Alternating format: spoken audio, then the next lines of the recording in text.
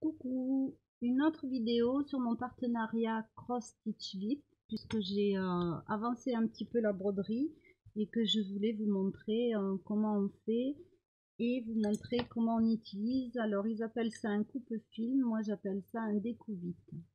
Donc sur un chiffon, j'ai fait une couture et le découvite ça sert à découdre plus vite évidemment. Donc là, vous avez une petite boule qu'il faudra mettre à l'intérieur de la couture, bien tenir ses fils et appuyer. Et là, la couture va se défaire très vite. Voilà. Donc ça, c'est vraiment très pratique et ça sert aussi en broderie. Simplement, sur la toile de la broderie, il faudra faire vraiment très doucement et vous utiliserez de préférence la petite pointe ici. Donc ensuite, pour en revenir à la broderie, donc je vous avais dit que j'allais traduire, mais la traduction c'est un emballage standard. Donc là, il ne correspond pas forcément tout le texte à la broderie que j'ai pris puisque la mienne est sur toile blanche. Alors le plus important, je vais dire, de ce qui est écrit là, c'est que avant de commencer son ouvrage, il faut avoir les mains propres. Ça me paraît essentiel. Ensuite ici, on vous montre donc qu'il y a sur une trame de fil comme ceci, plusieurs fils. Donc je vous montre, en fait il y a 6 fils. Et nous, on va broder avec 2 fils. Donc il suffira de détacher et de couper la longueur qui nous convient. Voilà. Ensuite, donc on vous explique aussi que vous avez un nuancier. Donc le nuancier, le voici. Dans les papiers fournis, le nuancier est ici. Donc vous avez un numéro et un chiffre. Donc on retrouve le chiffre sur la broderie. Donc si on prend le 1 ici, on va venir voir 1, c'est 1 et le 1 correspond à celui-ci. Si par exemple on prend le A, donc le A il y en a ici, on va venir chercher ici A et c'est le numéro 11. Donc sur notre nuancier on trouvera la couleur numéro 11. Donc ça c'est pour savoir quel fil on va broder. Vous avez, moi c'est donc une broderie sur fond blanc. Vous en avez où il y a un fond coloré. Alors le fond coloré ne correspondra pas forcément à la couleur des fils. Il y aura toujours un contraste assez prononcé. Alors ensuite, il nous parle de la toile, du graphique. Et pour commencer son ouvrage, puisque moi c'est une toile blanche pour faire ces 3 petits oiseaux, il va falloir trouver le milieu pour pouvoir commencer son ouvrage. Donc vous voyez le milieu. Est-ce qu'il me manque une feuille? Non.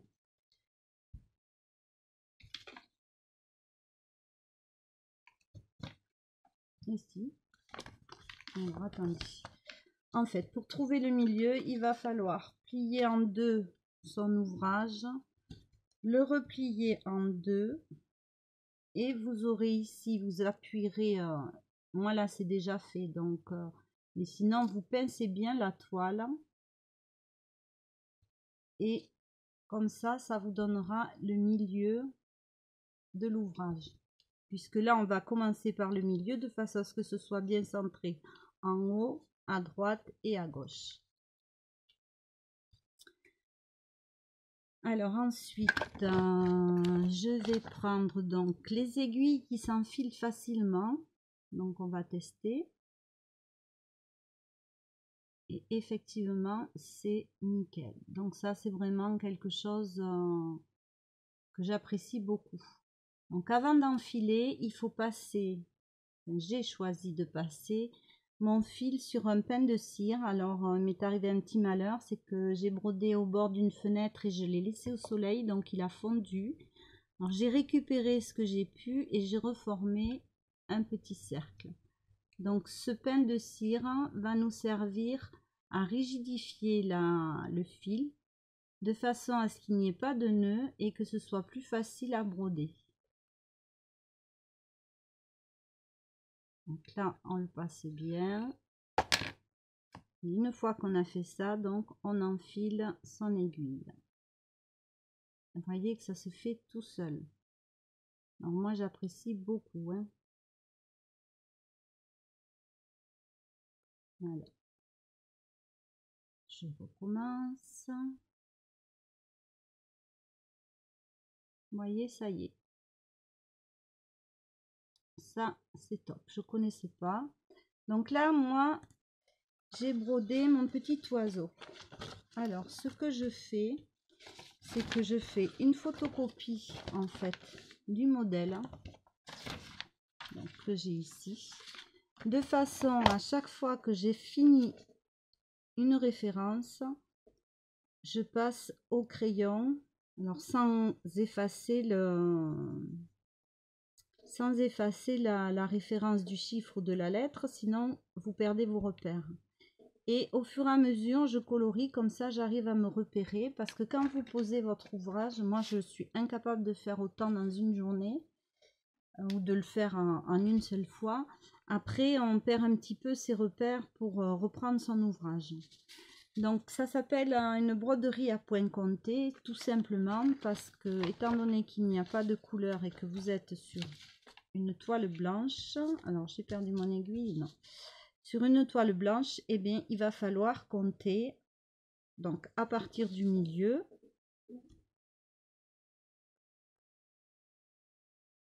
Ici, vous voyez, le milieu est très bien indiqué sur la feuille par les traits rouges. Donc là, il n'y a que 2 oiseaux. J'ai le troisième. Donc sur la feuille que j'ai dû laisser au salon, puisque je brode au salon. Donc le troisième, c'est le petit oiseau tout seul. Vous voyez que ce n'est pas à la même échelle. Alors, je vais en faire avec vous. Donc nous, on va partir sur le A, ici. Donc mon petit oiseau est là. Et c'est ici la branche. Donc je vais, alors par contre je peux pas travailler à l'envers.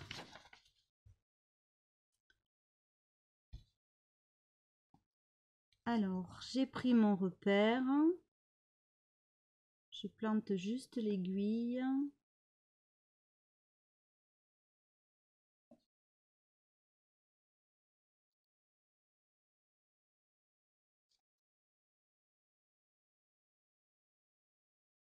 Donc l'aiguille se plante toujours en bas à gauche.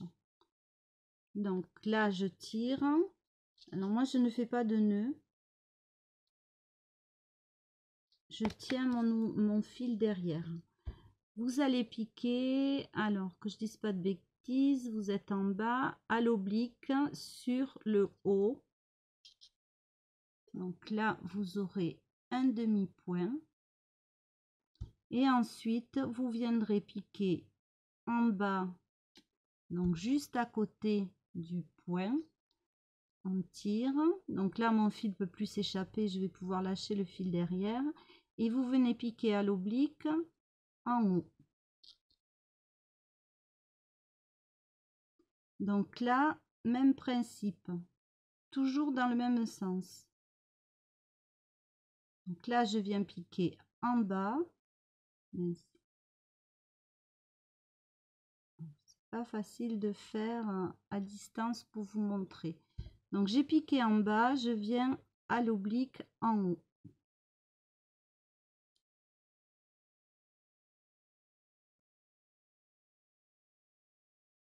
Je tire mon fil, mais pas à l'excès. Il faut que vous essayiez d'avoir toujours la même tension de fil. Je repique en bas. Donc je tire. Et je vais piquer à l'oblique en haut, à l'opposé de mon point d'avant. Donc on repique en bas. Donc ça fait en bas à gauche. Alors je suis un peu loin moi. Voilà. Donc je tire, je pique en haut à droite. Je tire. Je pique en bas à droite.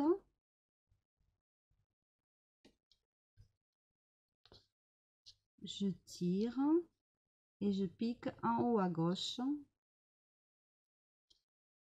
Donc voilà le point de croix. Donc là j'ai fait mes 3 petites croix qui correspondent à ces 3 petites croix là, et donc à chaque fois je vais compter.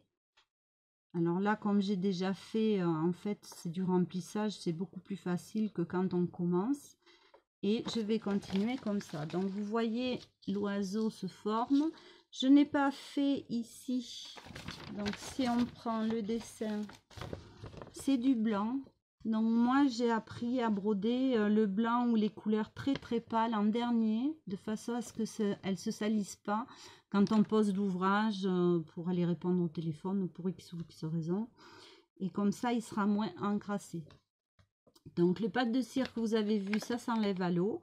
Une fois que l'ouvrage est fini, on le savonne tout doucement avec de l'eau tiède et un savon doux. On le met à sécher, on repasse sur l'envers avec un peu de vapeur mais pas très chaud, et la cire là s'en va à l'eau. Voilà, donc après, mais soit on le monte sur un ouvrage, soit on le met dans un cadre. Là c'est libre cours à l'imagination. Donc s'il y a quelque chose que j'ai oublié ou que vous n'avez pas compris, il faudra me mettre un petit commentaire. Ensuite, sur notre plastique, donc on vous explique très bien comment faire le point de croix. Donc tout le déroulé. Ici, on vous apprend le point zigzag. Celui-ci, je ne sais pas le nom. Je ne sais pas s'il y en aura sur cet ouvrage-là. Non.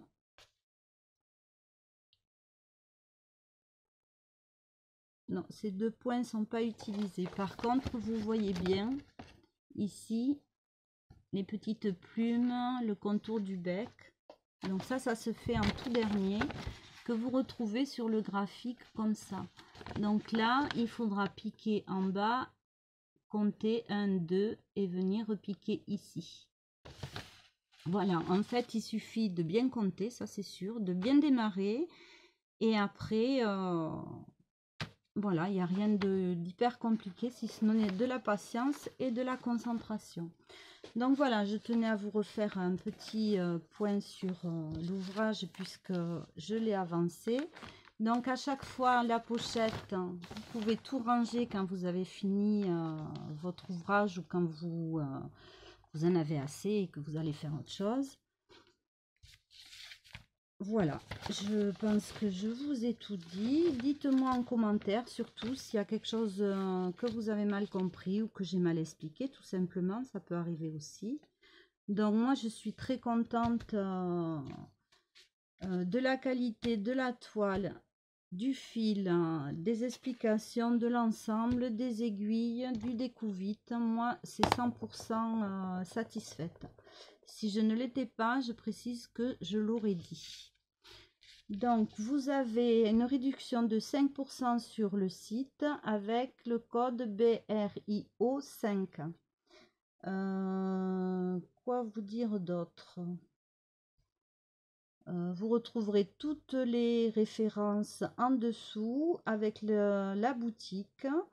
Je vous invite à aller faire un petit tour et de regarder. Si ça vous paraît trop fastidieux sur toile blanche, vous en avez aussi avec des repères donc colorés. Voilà, il y a d'autres articles de couture.